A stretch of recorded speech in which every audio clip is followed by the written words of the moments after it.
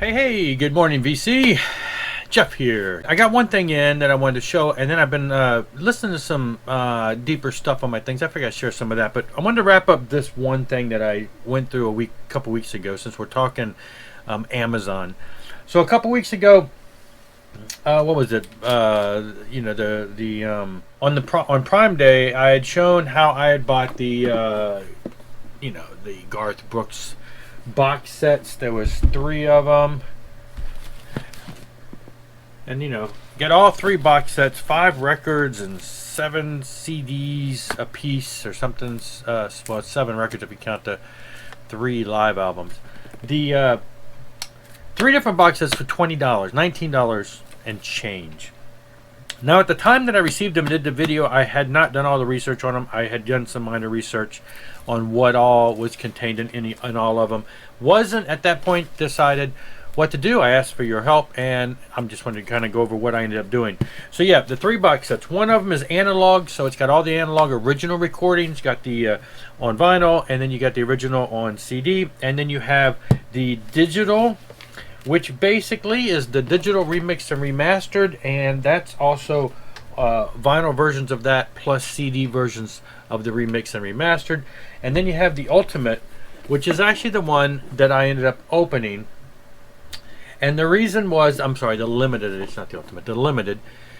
And it's got the nice shiny bar there. So what this is it's kind of like the best of both worlds. You have the analog vinyl records, the original analog recordings, but in this case they're 180 gram vinyl, whereas in the original analog box set they are supposedly like on the regular 140 or so. So they're 180 grams, so they're a little thicker, which is why this box set was felt quite a bit heavier.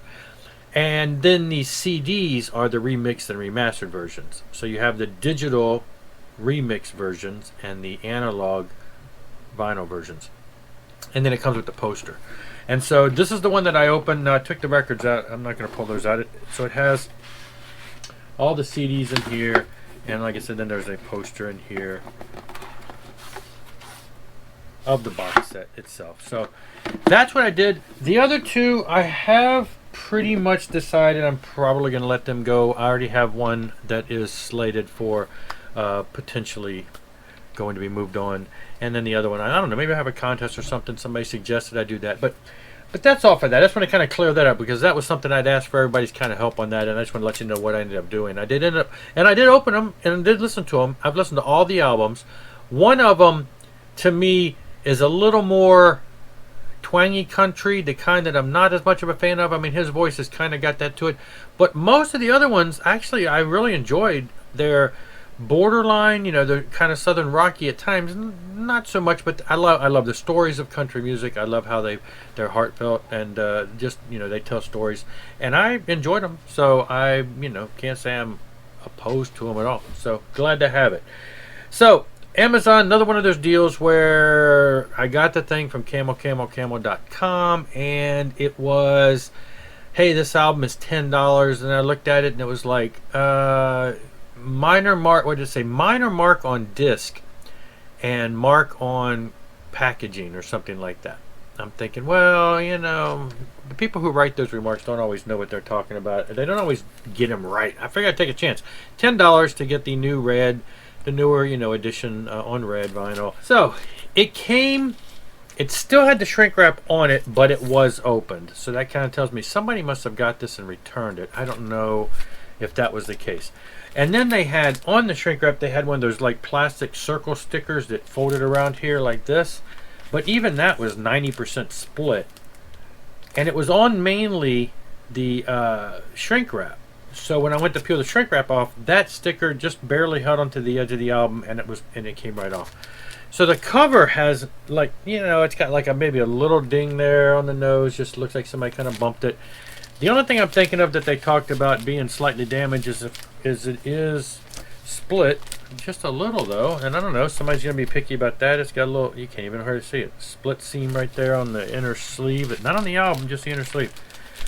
And I looked at the vinyl itself, and I don't see any marks on the disc. And I've played it, and it sounds great, and it plays great, has no issues.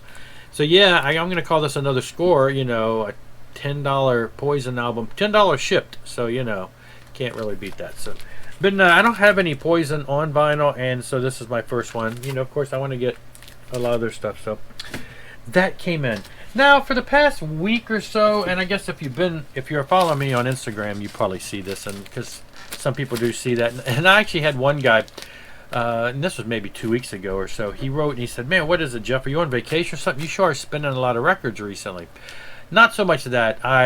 When I spin, I don't always put on Instagram, but recently I've been trying to do that just because I see a lot of people doing it, and I thought, well, let me get some more stuff out there. So that was mainly just a laziness thing I wasn't doing.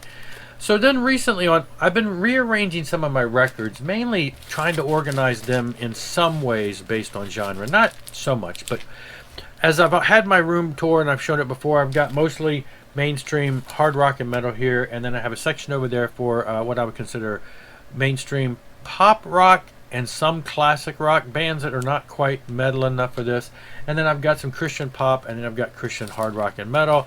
I've kind of been dividing it up to kind of lighten the load in some of these areas. And one of the areas over there where the classic rock and the mainstream classic rock and pop rock are, I moved them to where I could see them a little easier. But I was going through there, and that's where a lot of the stuff goes. That when you're out there and you're looking in the bins, and you find, you're looking in the cheapy $2, $3 bins, and you take a chance and you buy an album that you think looks cool, and then you listen to it and it's pretty cool, and then you file it away. Those tend to go over there. But so I've been revisiting a lot of that stuff, things that kind of get filed away and not played for a while because they were kind of a novelty thing.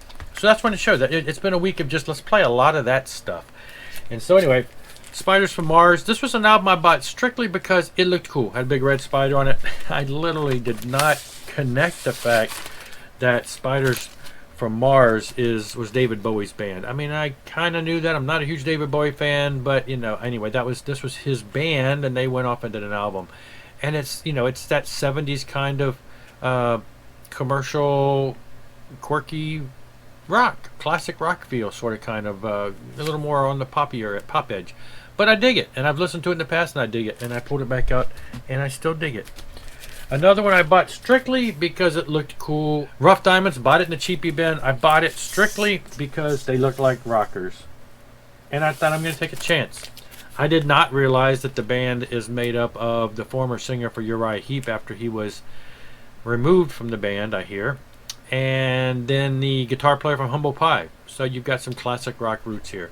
And again, it's just a solid hard rock release. I don't think they did anything beyond this that I have heard of. Just another, a UK rock release that kind of came and gone. So I gave that a spin again. Cozy Powell, Tilt. Now, I'm a big Cozy Powell fan. He's played with Rainbow, Michael Schenker. He's been around. He's done solo albums like this. He's been in a lot of different bands. He passed away, handful of years ago. Motorcycle accident, I believe, something along that line. But I always, White Snake, I respected him for all the bands he's played in. I just loved his drumming style. He's just a solid player. So when I ran across this a couple years ago, I thought I'm going to grab it. It was, it was not in a cheapy bin, but it wasn't expensive. Didn't really know much about his solo albums. I don't think I'd ever owned any of them. Anyway, this one turns out to be not what I was expecting. His drumming is phenomenal, but it's got at times a jazzy flair, at times kind of a poppy flair. It's a really good album. It's just, you think, hey, this is a guy from Rainbow, Schenker, and all these other hard rock bands. No, not here. This is just, it's great stuff. So anyway, great to revisit that. Pulled that out. Magnum, Kingdom of Madness. This was another one I picked up. I've heard of Magnum. I know that they're still around. They put an album out last year. I'm a little familiar with some of their later stuff from the past 10 years. I know they're, a band that's been around for a while. I think they're from the UK. Turns out, I bought this just because I'm like, yeah, I've heard of Magnum. Let's buy it. This is actually their first album from like 1978. And it's just solid rock. Again, revisiting that great stuff. John Butcher Access. I don't know a lot about John Butcher. I have a digital version of one of his solo albums, just John Butcher. And I do recall as a teen, my best friend had an album by them that we listened to occasionally. I don't think I ever owned it. So when I saw this, I know the name. I just don't know much about the music. It's really kind of just AOR rock, radio rock. It's good stuff. It's, it's not too bluesy. He's an African American guitar player. You know, you'd think Jimi Hendrix, but no. You know, it's nothing like that. It's just a solid rock, AOR commercial rock feel. And yeah, it was great to revisit that. I do want to get some more of his stuff. This one I think I bought last year when I showed it. Heavy Metal Kids. I bought it for the name. I bought it for the fact that, you know, it looked cool. Didn't know much about it. Anyway, 1974. See, there was heavy metal back in 1974. I think, again, a band from over in the Europe area. And it's got a little bit of a quirky rock feel. Kind of commercial, kind of at times a little poppy. But anyway, it was fun stuff. And again, it was in the used bin, and I grabbed it and have enjoyed it. So I wanted to revisit that. Another one I bought strictly because the guys looked cool. Ron Godare, or Godert. I don't want to say Godert. I think it's probably something Godare. Now, this is a white label promo too, which was kind of neat. This is a 1980, I think, or whatever. I bought it because the cool look of pants, and they got the 70s look. And, you know, it turns out the singer was in White Witch.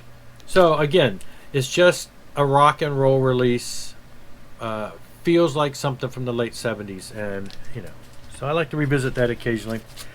All right, the dreaded Firm album. I know, love it, hate it, whatever. Jimmy Page, Paul Rogers, flop album. Nobody liked. They have two.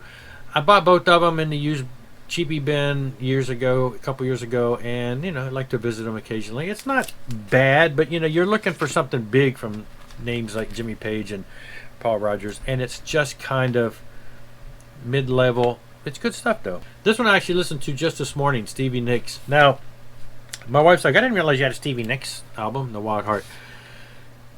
Let me tell you a quick story about this. So, back in the day, I bought this back in the day. This is the original copy I bought when it came out in the 80s.